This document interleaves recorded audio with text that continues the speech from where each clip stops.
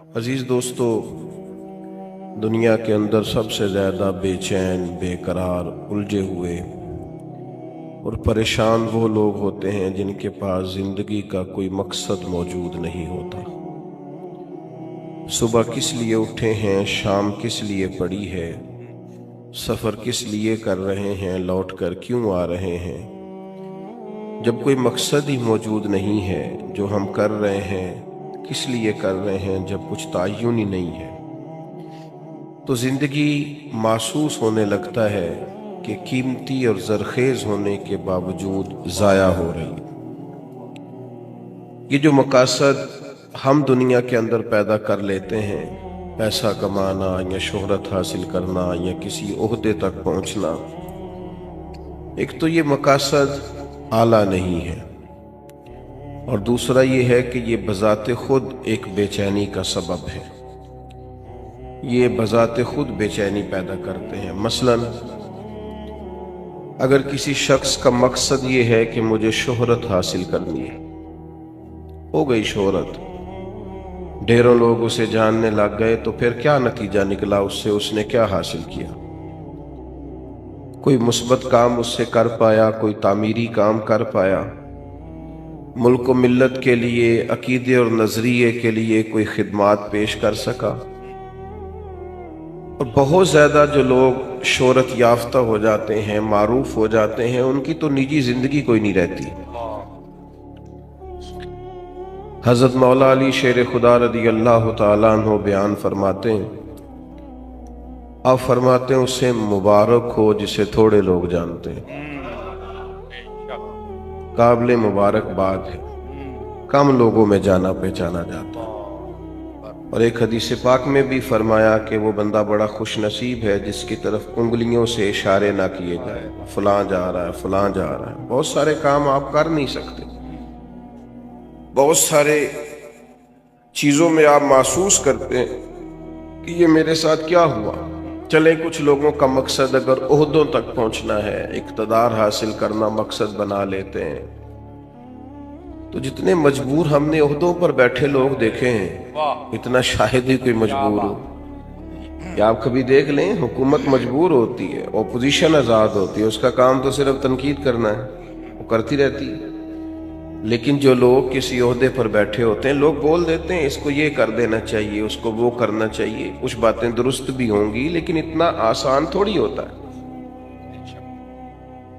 بہت سارے پہلو ہوتے ہیں جن پر غور کرنی ہوتی ہے۔ اگر کوئی اخلاص کے ساتھ عہدے پر بیٹھا ہے تو اس کو بڑا پھونک پھونک کے قدم اٹھانا پڑتا ہے۔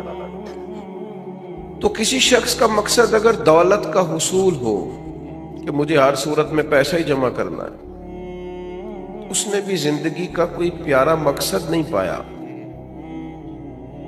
بہت ساری جگہوں پہ دولت نفع بخش ہوتی ہے، اللہ کا فضل ہوتی ہے، لیکن اگر جائز ناجائز کا لحاظ کیے بغیر مقصود ہی صرف حصول دولت ہو،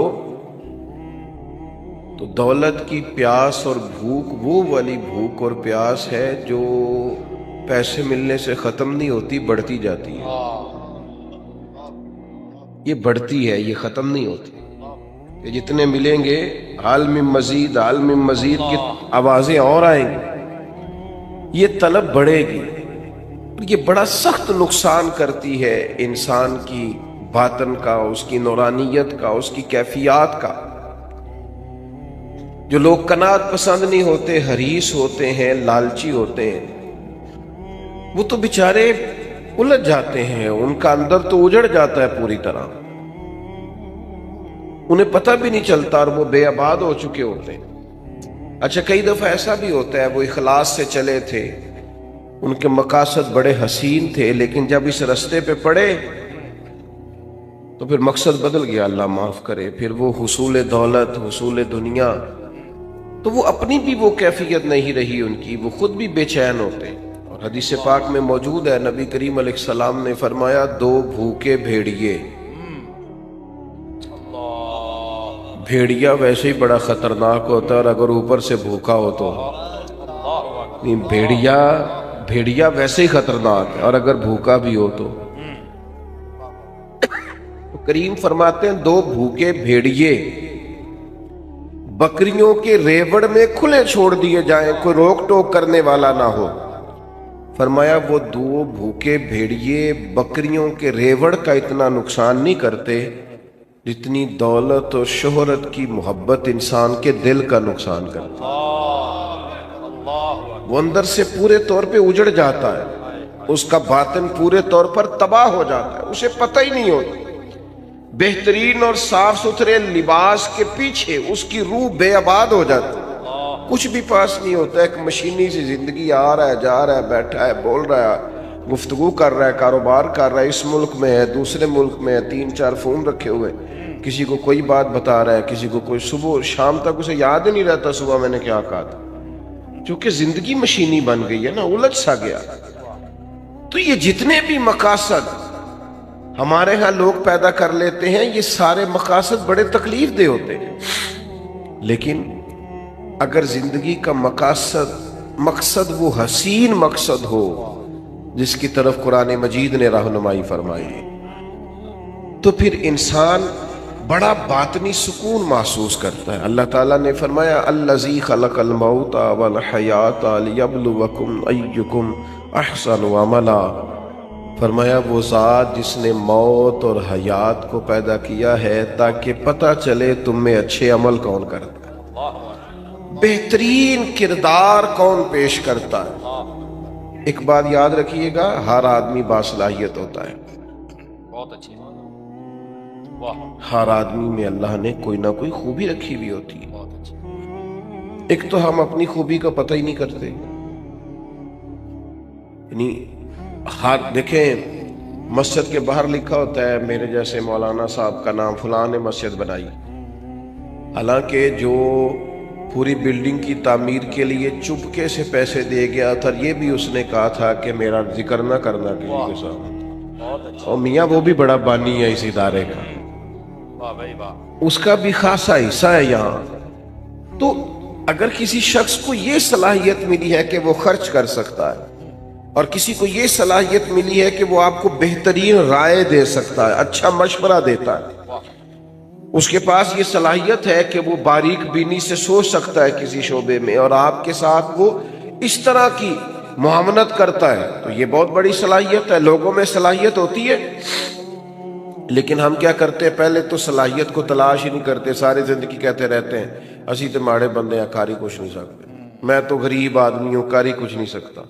वो सादी शराजी रहमतुल्लाह अलैह की खिदमत में भी एक शख्स ने अपने दोस्तों का शिकवा किया था। उसने कहा था बड़े ही निकम्मे मेरे दोस्त, बड़े ही नकारा हैं, किसी काम के नहीं, किसी काम नहीं आते, बिल्कुल ही बेकार है। तो हजरत सादी बार बार समझाने लगे, फरमाया यूं नहीं कहते, कोई तो खूबी होगी। उसने कहा हुजूर कोई भी नहीं। फरमाया फिर भी ताल्लुक ना तोड़ना, अगर बुरे बदअकीदा नहीं तो ताल्लुक ना तोड़ना। सिर्फ कोई खूबी ना होने की वजह से ताल्लुक तोड़ रहे, हुजूर कोई खैर कोई खूबी नहीं। तो सादी फरमाने लगे सुनो, फिर भी ताल्लुक रखना, पानी जितना मर्जी मैला कुचैला भी हो, आग बुझाने के काम फिर भी आ जाया करता है। बड़ा मैला कुचैला है, गदला है, बेकार है, लेकिन आग बुझाई जा सकती है उससे। तो खूबियां होती हैं इंसानों में। पहली बात तो ये है कि हम ये जो शेख होते हैं ना, बुजुर्ग होते हैं, मुरब्बी होते हैं, हमारे मशाइख, ये बुनियादी तौर पर करते क्या थे, ये सामने वाले को आईना ही तो दिखाते थे, बताते ही तो थे कि तेरे अंदर खूबियां हैं, और वो खूबियां दिखा के उससे कोई ना कोई काम ले लेते थे। बड़े बड़े निकम्मे लोगों से काम ले लेते थे, उनको काम पे लगा देते, उनको तसल्ली देना, समझाना, उनको बार बार कायल करना। आजकल लोग मायूस करते हैं। हमारे पाकिस्तान के एक बड़े मारूफ कालम नवीस हैं, उन्होंने एक दफा कालम लिखा, वो तबसरा तो इस पर कर रहे थे कि मुल्क में चंद सियासी जमातों का राज है, किसी और को सामने नहीं आने देते। तो उन्होंने एक मिसाल लिखी, कहने लगे गांव का चौधरी इंतकाल कर गया, तो पोता अपनी दादी से कहने लगा अब चौधरी कौन बनेगा। तो उसने कहा जो चौधरी फौत हुआ उसका बेटा। तो उन्होंने कहा अगर वो भी फौत हो गया, तो कहा उसका बेटा। वो भी फौत हो गया, तो उन्होंने मिसाल दी। तो आखिर में वो दादी कहने लगी पुत्र सारा पिंड भी मर जाए तू नहीं चौधरी बन लगा। تو یہ چودھریوں نہیں بننا ہے، تو فکر نہ کر۔ تو انہوں نے مثال دی کہ کچھ بھی ہو جائے، یہ چند سیاسی لوگوں نے آنا ہے۔ تو میرا کچھ رابطہ رہتا تھا، میں نے انہیں فون کیا، میں نے کہا آپ قوم کو مایوس کر رہے ہیں، یہ فکر پیدا کر رہے ہیں آپ ہماری نوجوان نسل میں کہ تم آگے آ ہی نہیں سکتے۔ میں نے کہا تو میرے ساتھ آ، میں تجھے بتاتا ہوں غریبوں کے بچے چودھری بنے ہوئے ہیں، کیا بات، میں تمہیں بنے ہوئے دکھاتا ہوں، ہماری نظروں میں آئے۔ یہ اپنی قوم کی تربیت کر رہے ہو کہ تم کچھ بھی نہیں کر سکتے؟ بہت اچھا، تم ان کی تربیت کرو کہ اٹھ باندھ کمر کیوں ڈرتا ہے، پھر دیکھ خدا کیا کرتا ہے۔ ہمت دلاؤ، جد و جہد کا جذبہ پیدا کرو، ان کے اندر شوق پیدا کرو، یہ محنت کریں، آگے بڑھیں، مدد کرنے والا اللہ ہے۔ علاقے میں جو چودھری کہلاتے تھے ان کا بچہ پڑھا نہیں ہے، وہ اسی کمپنی کے دروازے پر گن مین ہے، اور اسی علاقے کا جو غریب کہلاتا تھا اس کا بچہ پڑھ کے اسی کمپنی کے اندر مینیجر لگا ہوا ہے۔ تو آؤ ہم دکھاتے آپ لوگوں کو مایوس، تو ایک تو صلاحیت کو بھانپیں کہ ہم کیا کردار ادا کر سکتے ہیں، وہ والا کردار ادا کریں، ہم کیا ڈیوٹی کر سکتے ہیں وہ والی ڈیوٹی کریں، اور پھر اپنی جو زندگی ہے، جو مقصد ہے، اس کو صحیح جگہ پہ خرچ کریں، غلط جگہ پہ استعمال۔ کچھ لوگوں کو اللہ صلاحیت دیتا ہے نا، باصلاحیت ہوتے ہیں، لیکن وہ اپنی صلاحیت کا استعمال ٹھیک۔ اچھا یہ بتائیں، جس کی آواز سریلی ہوتی ہے اپنی وجہ سے ہے کہ اللہ کی عطا ہے؟ اللہ کی عطا ہے تے جو آکھے میں نعت سنان دا 60,000 لینا ہے، پھر واہ بھائی، اس سے پوچھا جائے گا کہ یہ آواز سریلی کرنے کے تو نے دیے کتنے، پہلے یہ بتانا۔ خدا کے بندے، اللہ نے اپنے فضل سے صلاحیت دی ہے اور تو غلط جگہ پہ استعمال کر رہا ہے، نوٹ کمانے لگ گیا، اور پھر یہ کہ تیرے نخرہ ہے کہ وہ سنبھالا نہیں جا رہا الا ماشاءاللہ، اور پھر یہ کہ جس محبوب پاک علیہ الصلوۃ والسلام کی نعت پڑھ کے اللہ نے تجھے عزت دی ہے، ان کی سنت کا لحاظ تک نہیں تو کرتا، شریعت کا پاس تک نہیں ہے تجھے۔ تو سمجھے چیزوں کو، اللہ نے صلاحیت اپنے فضل سے دی ہے۔ بڑے بھائی ہوتے ہیں، 4 5 6 بھائی ہیں، لیکن ان میں سے اللہ تعالیٰ کسی کو صلاحیت دے دیتا، آگے گزر جاتا ہے۔ اب وہ کیا کرتا ہے، وہ جناب جس کو تھوڑے سے پیسے مل جائیں یا معروف ہو جائے یا جانا پہچانا جائے، وہ مشورے دے دے کے مار دیتا ہے۔ وہ ایسے بات کر رہا ہوتا جیسے بڑا پروفیسر ہے، او بھائی خدا نے فضل کر دیا، تیرا جی میں رہے، اللہ سے ڈر، اپنی صلاحیت کا غلط استعمال نہ کرے کبھی بھی۔ اگر باصلاحیت ہیں تو اس اپنے آپ سے کوئی کام لے لیں، اپنے وجود کو بیکار نہ کریں، کوئی خدمت لیں، اس سے کوئی ڈیوٹی لیں، اپنے آپ کو کسی کام پہ لگا دیں، ورنہ ضائع ہو جائیں گے۔ بڑے لوگ ہیں ایسے باصلاحیت ہیں، لیکن ایسے کاموں میں وقت ضائع کرتے ہیں جو ان کے والا ہے ہی نہیں، بیکار اپنا وقت ضائع کرتے ہیں۔ ہارون رشید بیٹھے تھے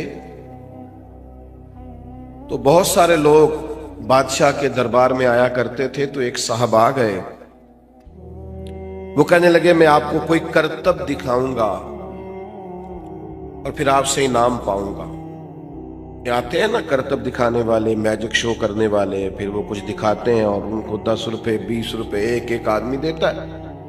اس نے کہا میں کرتب دکھاؤں گا اور آپ سے انعام لوں گا۔ کہا چلو۔ تو کچی دیواریں ہوتی تھی، اس نے سوئی ایک پھینکی، وہ جا کے دیوار میں لگی۔ سوئی کے پیچھے ایک چھوٹا سا سوراخ ہوتا ہے، پنجاب میں لوگ اس کو نکا کہتے ہیں، اس میں دھاگا ڈالا جاتا ہے۔ عجیب بات یہ کہ آپ کی توجہ ہے میری بات پر، اس کرتب دکھانے والے نے دوسری سوئی پھینکی تو وہ جا کے اس سوراخ میں لگی جس میں دھاگا ڈالا جاتا ہے۔ وہ تیسری پھینکی تو وہ دوسری کے سوراخ میں جا کے، اتنا مضبوط نشانہ۔ اس نے 12 سوئیاں پھینکی، ایک دوسرے کے نکے میں لگتی، سوراخ میں۔ لوگ شش کر اٹھے کہ اتنا بڑا اور زبردست نشانے باز۔ اب جب وہ 12 سوئیاں مکمل ہوئی تو ظاہر ہے جو اس زمانے میں طریقہ تھا، لوگ واہ واہ بھی کرنے لگے، کسی نے 10 روپے دیے، کسی نے 100 روپیہ، کسی نے 50 روپے۔ اب اس کی نظر یہ تھی کہ چونکہ میں نے بہت بڑا کمال دکھایا ہے تو بادشاہ مجھے زیادہ پیسے دے گا۔ جب سب تھک گئے دیکھ کے، تب اس کی نظر بادشاہ پہ تھی، تو ہارون رشید گردن جھکائے بیٹھے ہیں، دیکھا سناٹا چھا گیا ہے تو سر اٹھایا، کہنے لگے اس کرتب دکھانے والے کو پکڑو۔ اور باہر لے جاؤ، ستون سے باندھو اور اسے 70 کوڑے مارو۔ وہ کہنے لگا بادشاہ میری غلطی،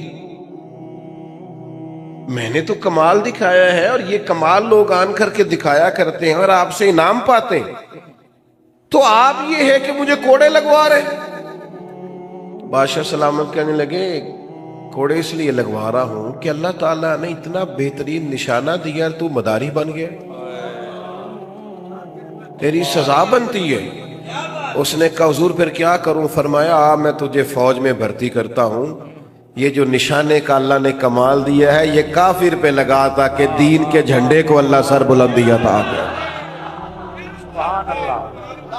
یہ کافر پہ لگا، اپنی صلاحیت کو ضائع کر رہا ہے، بیکار کر رہا ہے۔ قیمتی لمحات ہے زندگی کے، وہ جو یہ 1 منٹ ٹھہرنا میں آیا، آپ کو پتہ ہے 1 منٹ میں 3 دفعہ سورۃ اخلاص پڑھی جا سکتی ہے اور پورے قرآن پاک کا ثواب ہے۔ آپ نے 1 منٹ کو کیا سمجھا ہے؟ ہمارے بزرگ تو فرماتے ہیں کسی سے بات کرنی ہو تو تھوڑے جملوں کا چناؤ کرو، اس ڈیٹیل میں نہ جاؤ، باقی وقت اللہ کے ذکر میں گزارنا، درود و سلام میں گزارنا، تلاوت قرآن میں گزارنا۔ لیکن ہم بیکار ضائع کرتے ہیں وقت، ادھر بیٹھے ہوں اور بیکار کے تبصرے اور بیکار کا کام۔ اچھا جن پر ہم تبصرے کر رہے ہیں وہ کہیں کے کہیں پہنچ گئے اور ہم ابھی تبصرے ہی کر رہے ہیں، ابھی تبصرے ہی کر رہے ہیں۔ تو بھائی زندگی میں ایک تو مقصد ہونا چاہیے، پھر وہ مقصد جو ہے وہ اعلیٰ ہونا چاہیے، پھر صلاحیت کو جانچ کر اس کو صحیح جگہ استعمال کرنا چاہیے، غلط جگہ پہ نہیں۔ حدیث پاک سنیے، نبی کریم صلی اللہ تعالی علیہ وسلم نے فرمایا صبح جب دن چڑھتا ہے، سورج نکلتا ہے تو وہ دن اعلان کرتا ہے، وہ دن کہتا ہے میں آج آیا ہوں، آج کے بعد دوبارہ نہیں آؤں گا، کوئی کام کرنا ہے تو آج کر لو، میں آج کے بعد دوبارہ، آج جس کا جو کام رہ گیا وہ رہ گیا۔ تو ڈیوٹی کریں، محنت کریں، جد و جہد کریں، کوشش کریں، کام کریں، اور اعمال حسنہ سے اپنی زندگی کو مزین کریں۔ کبھی بھی کپڑوں سے انسان نہیں سجتا، وہ اعلی اخلاق سے سجا کرتا ہے، زبان کی مٹھاس سے نکھر جاتا ہے، وہ خیر خواہ طبیعت کا ہو، اس کے مزاج میں بھلائی ہو تو اس سے برکات کا نزول ہوتا ہے، اس کی طبیعت کے اندر شائستگی ہو تو اس کے ارد گرد والے سکون میں رہا کرتے ہیں۔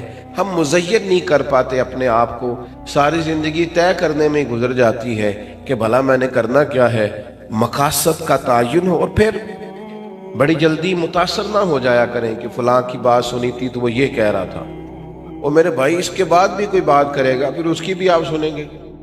یہاں تو جدید سے روز ترقی نہیں ہو رہی، ترقی ہو رہی کہ نہیں ہو رہی؟ روز نئی سے نئی ایجادات آ رہی ہیں، تو آپ کس کس سے متاثر ہوں گے؟ آپ کا کوئی نظریہ ہونا چاہیے، کوئی فکر ہونی چاہیے، کوئی سوچ ہونی چاہیے، مضبوطی افکار کے ساتھ آگے بڑھیں گے تو زندگی خوبصورت لگے۔ باقی یہ بے چینیاں جو ہمارے معاشرے میں آج پیدا ہو گئی ہیں، کسی بھی طریقے سے مشہور ہونے، اچھے بھلے سنجیدہ لوگ ایسی ایسی حرکات کرتے ہیں کہ شرم آتی کہ بھئی اس شہرت کی کیا ضرورت تھی جو نظریہ آپ نے اختیار کیا۔ اور بعض خیر کے کام بھی ہم اس طرح کرتے ہیں کہ وہ خیر کے نہیں رہتے، بعض دینی کام بھی اس طرح کرتے ہیں کہ وہ دنیا بن جاتے ہیں۔ تو یاد رکھیں گے مقاصد اعلیٰ ہوں اور صلاحیت کو جانچ کر کے استعمال کیا جائے اور صحیح جگہ پر استعمال کیا جائے، اور پھر یہ کہ حسن نیت اتنے کمال درجے کا ہو۔ آپ یقین کریں جو لوگ تسنم والے ہوتے ہیں نا، ریاکاری والے ہوتے ہیں، سب سے پیچھے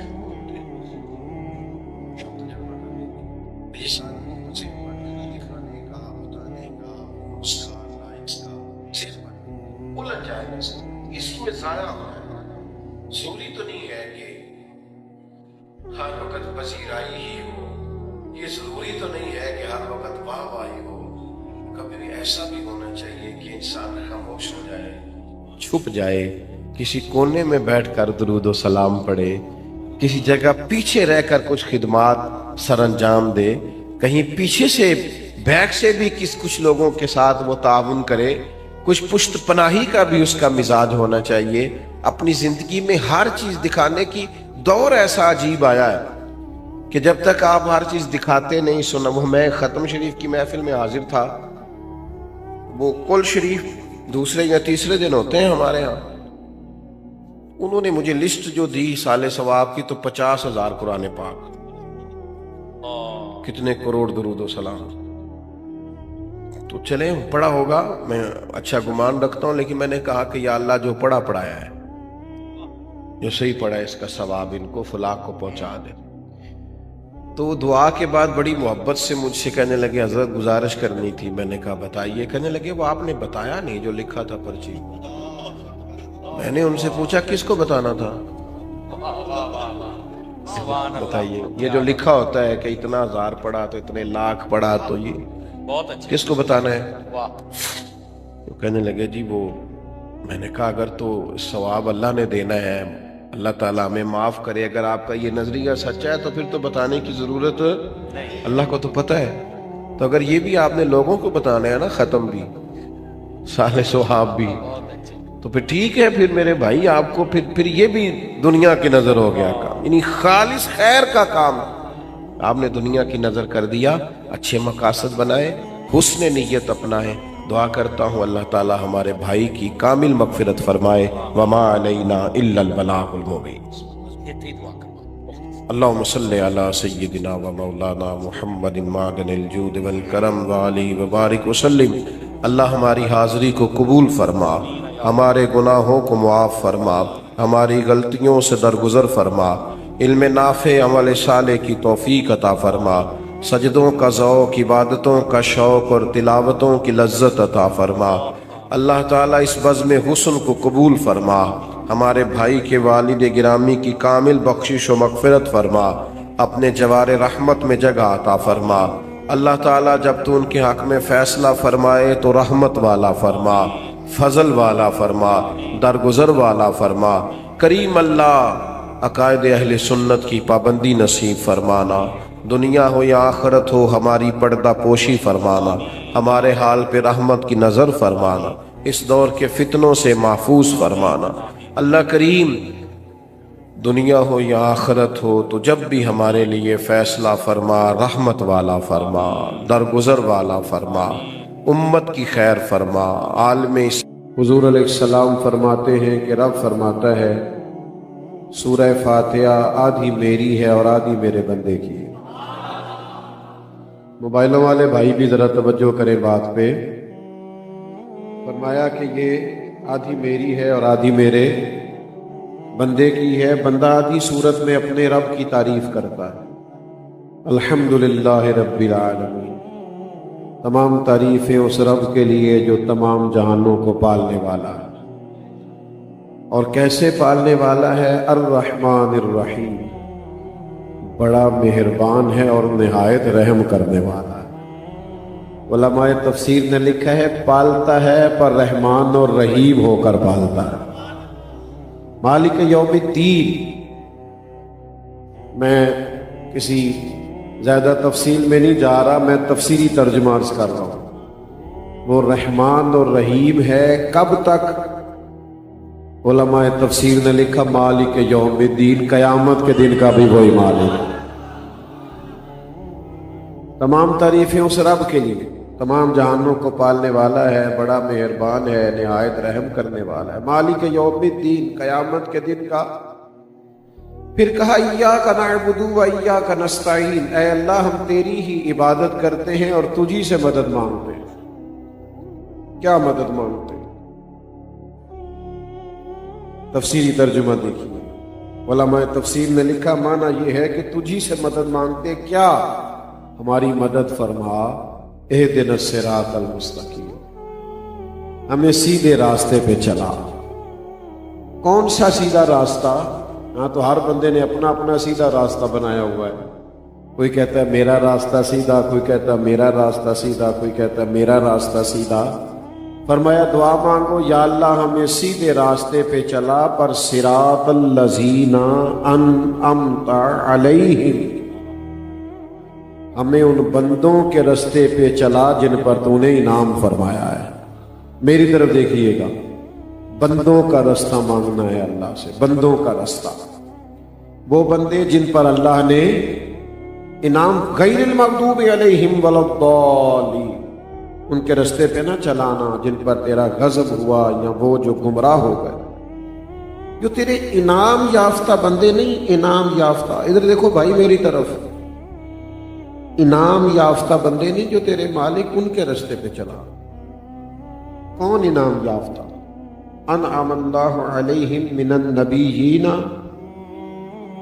والصدیقین والشہداء والصالحین۔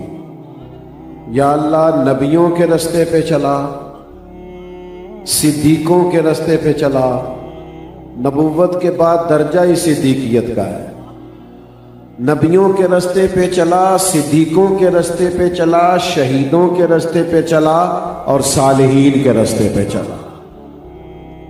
میں آپ کی خدمت میں ایک بات عرض کروں، کچھ لوگ نا ایک بڑا مکروہ دھندا کرتے ہیں، بڑا مکروہ سا، وہ کہتے ہیں شاید اس امت میں صحابہ کے بعد کوئی ولی رہا ہی نہیں، تابعین کے بعد کوئی ولی رہا نہیں، فلاں کے بعد کوئی ولی رہا نہیں۔ مجھے بتائیے کیا امت میں ہمیشہ سچے لوگ نہیں رہے، شہید نہیں رہے، صالحین نہیں رہے؟ ہر دور میں رہے، ہمیشہ رہے اور ہمیشہ رہیں گے۔ ان لوگوں کے رستے پہ چلا جن پر تو نے انعام فرمایا، ان لوگوں کے رستے پہ چلا۔ کچھ لوگ ایسے ہوتے ہیں جو اپنا رستہ ذرا ہٹ کے بنانا چاہتے ہیں۔ امت کی نا پوری ایک تاریخ ہے، ایک تسلسل ہے۔ نبی کریم صلی اللہ تعالی علیہ وسلم کے تربیت یافتہ صحابہ کرام علیہم رضوان کی ایک پوری تاریخ، پھر ان سے تربیت پانے والے تابعین، ان کی پوری ایک تاریخ ہے، پھر اولیاء ہیں، آئمہ ہیں اور محدثین ہیں اور مفسرین ہیں، آئمہ مجتہدین ہیں، ان کی پوری ایک تاریخ ہے۔ ہم بزرگان دین نے ہمیشہ دین کی صحیح تشریح لوگوں کے سامنے بیان کی، دین پر عمل کیا اور صحیح دین انہوں نے لوگوں تک پہنچایا۔ بیٹا چھوڑ دو، میری طرف دیکھو۔ ہمیشہ یہ ہوتا ہے کہ جب کسی قوم کو ٹارگٹ کرنا ہو نا، ایک اصول ہے، کسی قوم کو ٹارگٹ کرنا ہو تو لوگ قوم کے لیڈر کو ٹارگٹ کرتے ہیں، یہ مزاج ہے۔ تو جب بھی لوگوں نے دین کو ٹارگٹ کرنا ہو تو ڈائریکٹ دین کو ٹارگٹ نہیں کر سکتے، وہ دینداروں کو ٹارگٹ کرتے ہیں، اولیاء اللہ کو ٹارگٹ کرتے ہیں، بزرگان دین پر حملہ آور ہوتے ہیں۔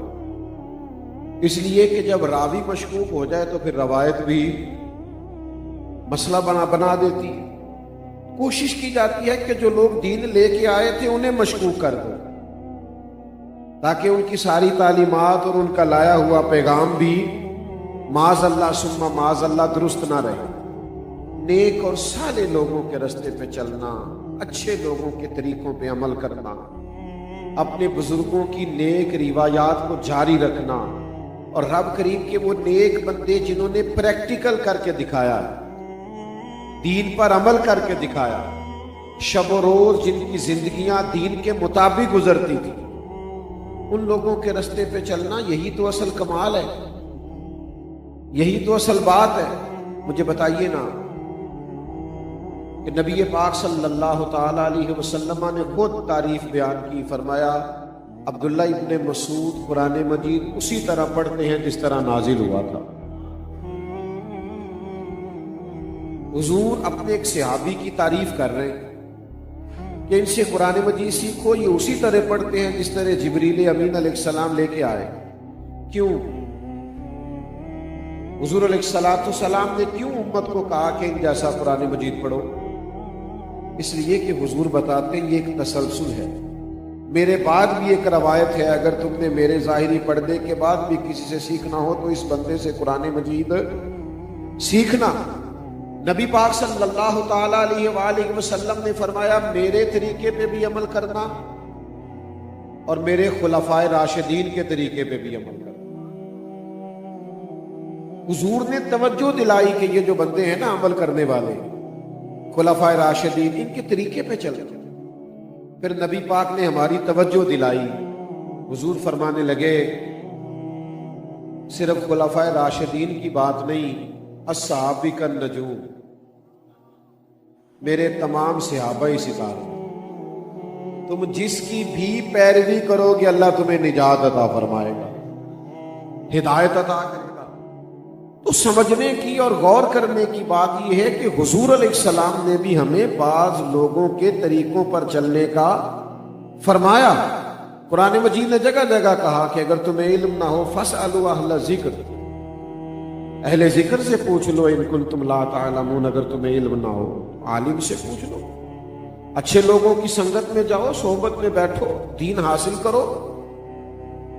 اور پھر حضور علیہ السلام نے یہ جو ہمیں لوگوں کو اور علماء اور مشائخ اور بزرگان دین کے پاس بیٹھنے کی تلقین فرمائی، اس کو کبھی آپ بنظر غائب دیکھیں کہ حضور نے ایک بلند مقام کر کے کچھ لوگوں کا بیان کیا. میری طرف دیکھ رہے ہیں نا آپ؟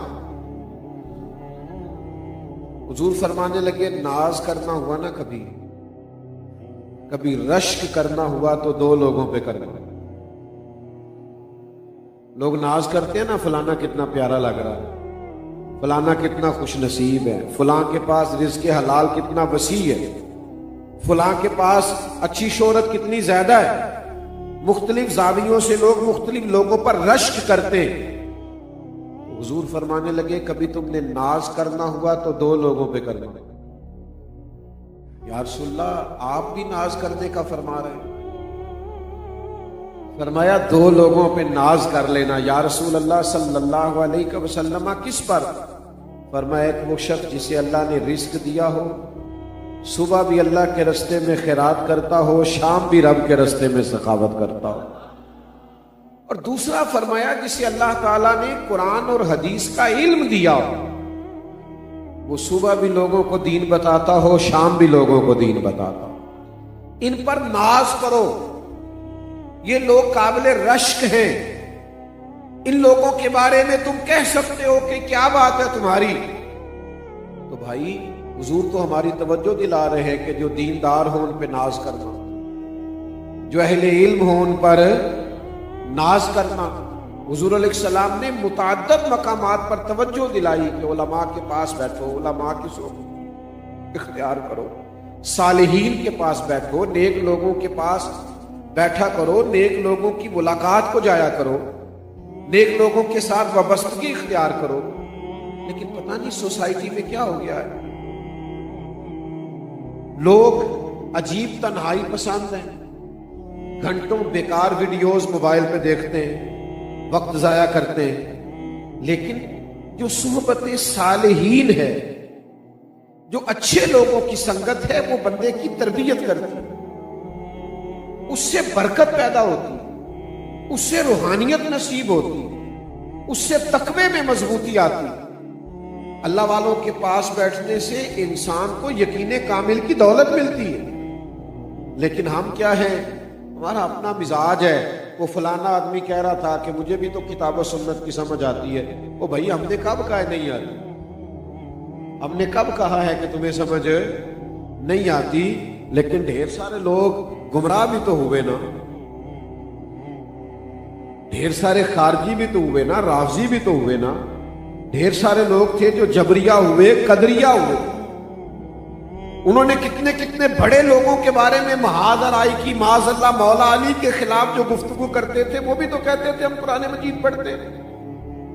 تو میرے عزیز، صالحین کے ساتھ ربط، اچھے لوگوں کے ساتھ محبت، اچھے لوگوں کے ساتھ تعلق، اچھے لوگوں کے ساتھ وابستگی، یہ بڑا ایک ضروری کام ہے. نئی نسل جو ہے نا، یہ مشہور لوگوں کے پاس تو جانا چاہتی ہے، ادھر ادھر تو گھومتی پھرتی ہے، لیکن صالحین کی سنگت اختیار کرنے کو تیار. یہ اتار نہیں، چلے اس کو ہٹا دیں. اچھے لوگوں کے پاس بیٹھنا، اچھے لوگوں کی خدمت میں حاضری دینا، اچھے لوگوں سے وابستگی اختیار کرنا، اس سے برکت بڑی ہوتی ہے، اس سے نفع بڑا ہوتا ہے. آپ نے کبھی تجربہ کیا ہوگا کہ آپ کچھ لوگوں کے پاس اٹھنے بیٹھنے لگے نا، تو جو جملے وہ بولتے ہیں وہ آپ کی زبان پہ بھی طاری ہونے شروع ہو جاتے ہیں. ना चाहते हुए भी आप वो जुमले बोलने लगते हैं। बाज संगतें असर दिखाती। कुछ लोग कहते हैं मुझ पे असर नहीं होता। क्यों नहीं होता जी? 100% होता है। किसने कहा नहीं होता? रंग तो चढ़ता है, रंग तो चढ़ेगा और हर सूरत चढ़ेगा, हर लिहाज से चढ़ेगा। ये अपना असर रखता है, ये अपनी तासीर रखता है। कुछ लोग ऐसे होते हैं जिन्होंने किसी ऐसे फकीर के पास बैठ के रंग चढ़ाया होता है कि तेरी तस्वीर में वो रंग भरे हैं मैंने, लोग देखेंगे तुझे पर पहचानेंगे मुझे। पहचाना जाता है ना इंसान, पहचाना जाता है। फल खाए तो पता चलता है किस दरख्त का है, गुजरे तो अंदाजा होता है कहां का है। तो ये रंग चढ़ता है, इसका इनकार किया जा सकता? तासीर होती है, असर रखती है, उसके अंदर बरकत नाजिल होती है, करम होता है। ये जब होता है तो फिर इंसान में उसके असरात होते हैं। हमेशा अच्छी संगत। देखे ना, नबी करीम अलैहिस्सलाम ने एक बात इरशाद फरमाया, कयामत के दिन ना मुनादी ऐलान करेगा। ये इस ऐलान को आप समझते हैं ऐलान होगा? नहीं, अभी यहां एक ऐलान हो कि किसकी मोटरसाइकिल फलान जगह खड़ी है तो ऐलान है। चले, मेरा ख्याल है और ऐलान कर लेते हैं कि मेहरबानी करना, महफिल में जरूर आना, पर मोबाइल सबका अपना अपना होता है, इस पे मेहरबानी करना। हर महफिल में 2-4 गुम हो जाएं तो ये अच्छी बात।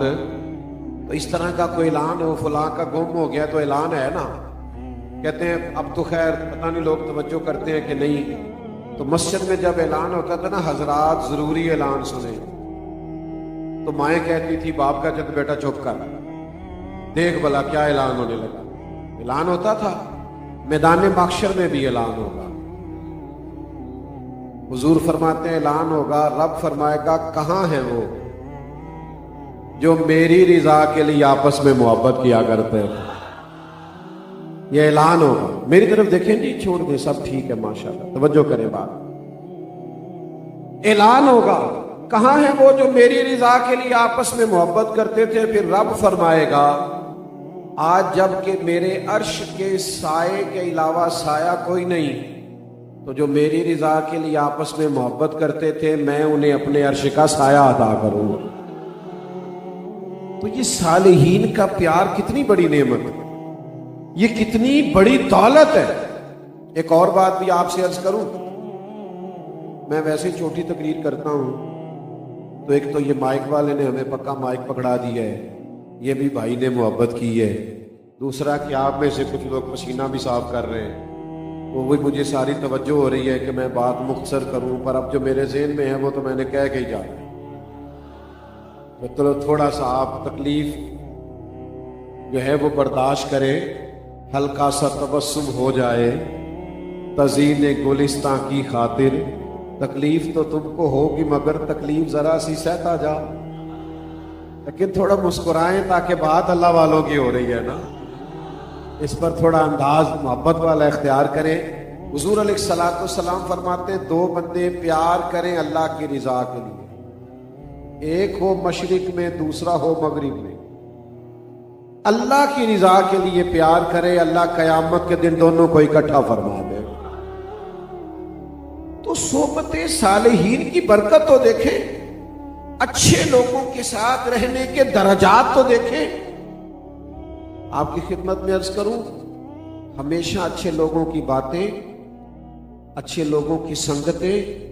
हजरत जुनैद बगदादी फरमाते हैं, रब करीम के बंदों की बातें अल्लाह के लश्करों में से लश्कर हैं। इनकी बातें सुनोगे तो नेकी करने को जी चाहेगा, इनके करीब बैठोगे तो गुनाह से नफरत हो, इन लोगों की संगत इख्तियार करोगे तो तकवे का नूर आएगा, इबादत का ज़ौक पैदा होगा, लज्जत आएगी। शर्त यह है कि अल्लाह की रिजा के लिए प्यार करें। किसके लिए? बोलिए। हमारे सूफिया फरमाते हैं कि अपने शेख से, अपने बुजुर्गों से जरा सा भी दुनियावी लालच। बाज़ लोग तो कहते हैं हमने दुआ के लिए भी कभी नहीं कहा कि हमारा महज रिश्ता अल्लाह की रिजा, हमने सीखना ही सीखना। ان سے کچھ نہ کچھ حاصل کرنا ہے. یہ رضائے الہی کے لیے جب بندہ محبت کرتا ہے تو فیض یاب ہوتا ہے. آپ میرے اپنے ہیں, میری باتیں سنتے رہتے ہیں, امید ہے آپ مجھ سے ناراض نہ ہوں گے. زمانے تک لوگ کہتے ہیں پیر کامل نہیں ملتے, پیر جعلی پیر آ گئے. یہ باتیں عام ہوتی ہیں, میں بھی کرتا رہتا ہوں, ہیں بھی جعلی پیر. لیکن جعلی نوٹ تب بھی چلتا ہے جب اصلی بھی موجود ہے. نہیں سمجھ آئی آپ؟ 5000 کا نوٹ آپ کے ملک میں جعلی بنتا ہے نا, کیوں؟ کہ 5000 کا اصلی بھی. 10,000 کا کبھی کسی نے جعلی بنایا؟ کیوں؟ جلدی بتاؤ. وہ اس لیے نہیں بنایا کہ 10,000 کا اصلی کوئی نہیں. اصل ہو تو نقل تیار ہوتی ہے. اگر جعلی پیر ہے تو اس کا مطلب ہے اصلی والے بھی ہیں, تبھی تو جعلیوں کا بھی کام چل رہا ہے. اگر اصلی نہ ہو تو جعلی کا کام کبھی چلے؟ اصل ہے, اس لیے نقل کا بھی گزارا. اللہ کرے آپ کو سمجھ آئی ہو. اور یہ ہوں گے اس لیے کہ حضور نے فرمایا میری امت کبھی گمراہی پر جمع نہیں ہوگی. ہر دور میں نیک لوگ ہوں, صالحین ہوں گے, برکت والے ہوں گے, ہو نہیں سکتا نا. لیکن ایک شکوہ بھی ہے میرا. لوگ کہتے ہیں پیر بڑے جعلی ہیں, میری رائے یہ ہے کہ مرید بھی کافی سارے جعلی ہیں. ناراض ہو گئے ہو نا ہن تسی, پتہ سی مینوں تساں ہو جانے. سلطان بہو کہتے ہیں رب دا طالب کوئی نہیں ملیا, یہ تے جو ملیا طالب زر دا. یہ تو کسی چکر میں, یہ تو کسی اور موڈ میں. رب دا طالب کاش کوئی ملتا جو ہمیں کہتا کہ رب کریم کی معرفت چاہیے, اسے دیتے. جب ہمارے معیار بدل گئے تو پھر ظاہر ہے کہ جو ہماری نیت ہے سامنے سے بھی وہی آئے گا. تو میرے بھائی طلب مولا کے لیے جائیں نا, طلب مولا کے لیے تو خیر ملتی ہے, برکت ہوتی ہے, کرم ہوتا ہے. لوگ اپنے حصے کی خیر لے کے آ جاتے ہیں, دائیں بائیں دیکھتے ہی نہیں. لیکن جب ارادے اور بن جائیں نا پھر اللہ کی رضا بیچ میں رہتی. لیکن ایک پہلو اور ضرور عرض کرنا ہے بات ختم کرنے سے پہلے. جس طرح کی صالحین کی سنگت ضروری ہے, صحبت ضروری ہے, محبت ضروری ہے, اسی طرح غلط لوگوں سے بچنا بھی بڑا ضروری ہے. وہ جو قرآن مجید نے کہا نا, یاد آنے کے بعد فاسقوں کی صحبت سے ہٹ جاؤ, ظالموں سے ہٹ جاؤ, شریروں سے ہٹ جاؤ. بری صحبتیں نقصان بھی کرتی, بڑے بڑے سیانے لوگوں کا کرتی ہیں. آپ کو پتہ ہی نہیں ہوتا بری سنگت کتنا اثر ڈالتی, آپ کو خبر ہی نہیں ہوتی. آپ اپنے دوست سے مشورہ کر رہے ہوتے ہیں کہ ابا جی اس طرح کر کے مجھے ڈانٹتے, وہ آپ کو پتہ ہی نہیں ہوتا وہ آپ کو والدین کے خلاف کر دیتے. آپ محض کسی سے شیئر کر رہے ہوتے ہیں میاں بیوی کے جھگڑے کی بابت, آپ کو پتہ ہی نہیں ہوتا وہ نفرت پیدا کر دیتے, آپ کو علم ہی نہیں ہوتا. بھائی کسی دوسرے سے مشورہ کرتا ہے کہ ہمارے بھائیوں کے درمیان کے مسئلہ بن, آپ کو پتہ ہی نہیں کہ وہ آدمی ٹھیک نہیں تھا, اس نے نفرت ڈال دی آپ کے بیچ, پتہ ہی نہیں چلا. آپ کا ذہن بن, آپ کو پچھلی بھی ساری زیادتیاں اس نے یاد کرا دی. یہ ہوتا ہے, پوری سنگتیں نقصان کرتی. درویش نے لکھا ہے ایک بچے کو اس کا باپ کہتا تھا بیٹا برے دوستوں کے پاس نہ بیٹھا کر. تو کہتا تھا ابا جی میرے تے نہیں کسی کا اثر ہوتا. اس نے کہا بیٹا ہوتا نہیں نا احساس, چنگیاں دے لڑ لگی ساں تے میری جھولی چ پھول پئے, بھڑیاں نال میں رل گئی تے میرے اگلے بھی ڈول گئے. بری صحبت کا اثر ہوتا ہے. کس نے تمہیں کہا نہیں ہوتا؟ اس نے کہا کہ نہیں مجھ پہ نہیں ہوتا. تو باپ بڑا سمجھدار تھا, اس نے بیٹے سے کہا بیٹا 2 کلو سیب تو لے کے آ, اچھے والے لانا. وہ لایا. اس نے کہا 1 کلو گلے سڑے بھی لے آ. گلے سڑے بھی لے آیا. اس نے کہا یہ 3 کلو اکٹھے ڈال کے نا ایک جگہ پہ ایک ہی ٹوکری پہ بند کر دیا. بند کر دیے. صبح اٹھا کے لایا تو جو اچھے گلے تھے نا, پیڑیاں سنگ میں رلی ساں تے میرے اگلے بھی ڈول گئے. اس نے کہا بیٹا ان کی ساری خوشبو پتہ کیوں خراب ہوئی ہے کہ باقی دانے بدبودار تھے. بدبودار لوگوں کے پاس بیٹھے تو تعفن پیدا ہوتا ہے, بیماریاں پھیلتی. नुक्स वाकया होता है, खुदारा बुरे लोगों की संगत से बचना, कतन ऐसे लोगों के पास बैठना। हजरत मोहम्मद बिन सिरीन बहुत बड़े मुहद्दिस थे, शागिर्द पास बैठे थे, कुछ लोग आ गए, कहा हजरत हम आपको कुछ आयात और हदीस सुनाना चाहते हैं। फरमाया मैं नहीं सुनता। वो तकदीर के मुनकर थे, तकदीर का इनकार करते थे, माज़अल्लाह। कहा मैं नहीं सुनता। उन्होंने कहा चंद मिनट की बात है, हमने अल्लाह रसूल की कर दिया। फरमाया जाओ मैं नहीं सुनता। वो बैठने लगे जबरदस्ती। फरमाया तुम जाते हो कि मैं जाऊं? वो चले गए तो शागिर्द कहने लगे हजरत उन्होंने आयत ही पढ़नी थी, हदीस ही सुनानी थी। और मैं बेटा तुम नहीं ना समझते, अगर वो आयत और हदीस का कोई ऐसा तर्जुमा कर देते जो फितने वाला होगा, कोई ऐसा मफहूम, इसको आला हजरत बरेलवी ने लिखा है। हजरत बरेलवी लिखते हैं हजरत मोहम्मद बिन सिरीन कहने लगे कोई ऐसी बात कर देते जो मेरे ज़हन में बैठ जाती और मैं फितने का शिकार होता तो कौन जिम्मेदार था। लिहाजा मैं बुरे लोगों से कोई बात सुनने को तैयार, जो इनकार करे तकदीर का, दीन के एक अकीदे के इनकारी हो, ऐसे बद अकीदों की बात सुनने को मैं तैयार। आपने मुझसे नाराज नहीं होना। हम कानों की लज्जत के लिए इसकी भी सुनते हैं, उसकी भी सुनते हैं, उसका भी जायका लेते हैं। यक दर गीर ते मोहकम गीर, एक दर फड़िए एक नू मनिए, एक दे ही होके मरिए। ये जो जगह जगह ना इधर उधर भागते फिरना, हम कोई बेपीरे, कोई बे उस्तादे कि जो आए जिधर आए हमें ले जाए लगा के।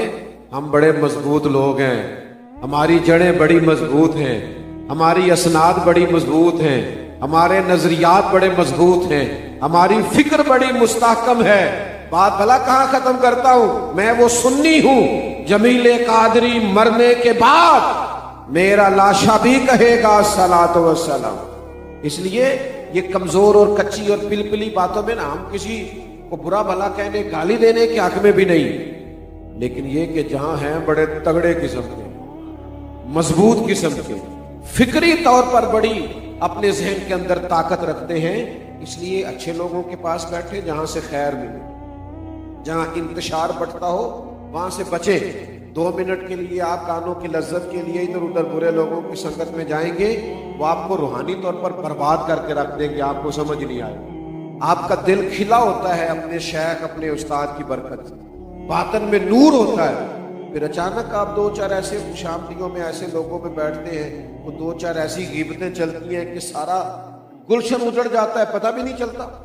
इसलिए खैर में रहेंगे तो खैर मिलेगी, अच्छों के साथ रहेंगे। लो हदीस सुनो,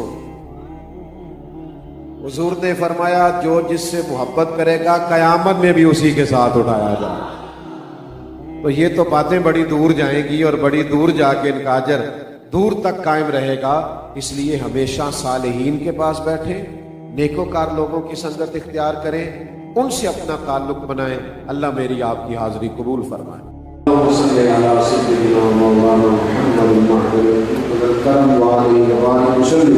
अल्लाह इत्माम करने वालों को अजर अता फरमाए, तशरीफ लाने वालों को अजर अता फरमाए। अल्लाह हमारे गुनाह माफ फरमाए, हमारी गलतियों से दरगुजर फरमाए। आप सब बैठ जाएंगे, दुआ का अगर सारे बैठ जाएंगे, मेहरबानी कर सारे बैठ जाइए। अल्लाह ताला आप सबको जज़ाए खैर, आप सबको अल्लाह बरकत अता, दुनिया और आखिरत की बरकत अता। अल्लाह ताला हम सब के हाल में रहे, बीमारों को शिफा अता, मकरूज़ों को बारे कर्ज से रिहाई नसीब, मेरे हुज़ूर ताज शरिया के दर्जात बुलंद फरमा, खिदमात कबूल फरमा, फैज़ान को आम फरमा। रब्बना तक़ब्बल मिन्ना इन्नका अंतस समीउल अलीम व तुब अलैना इन्नका अंतत तव्वाबुर रहीम। सल्लल्लाहु तआला